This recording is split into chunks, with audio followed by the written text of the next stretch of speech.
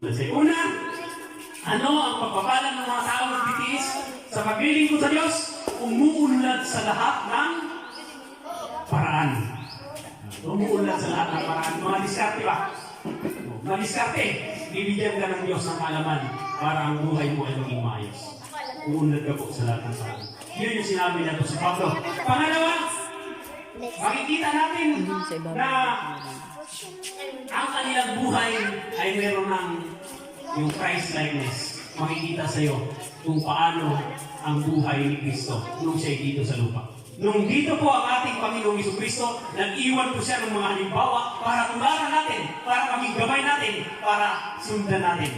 Kaya po siya yung ating gabay sa paglilingkod sa mundong ito. Una po, nag-iwan siya ng halimbawa. Unang halimbawa, pagtitiwalang lubos sa Diyos. Ito yung pinakamalaga. Yung magtiwala ka kahit 3 times na. 3 times. Okay, kahit pa mag 4 times, Lord, hindi ako magsuko. Kahit pa 10 ulit, pupurihin kita.